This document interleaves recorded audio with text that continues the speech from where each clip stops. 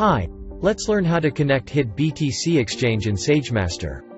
Log in to your HitBTC account. Click Settings icon at the top right corner and select API keys. Click on New API key. API key has been created for you, copy and save.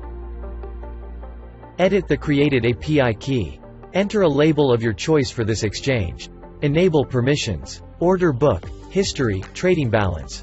Place or cancel orders. Payment information. Make sure IP whitelist is disabled. Save API keys by clicking the Save button. Complete two-factor authentication. Now log in to SageMaster. Click on Manage Exchange. Click on Connect Exchange.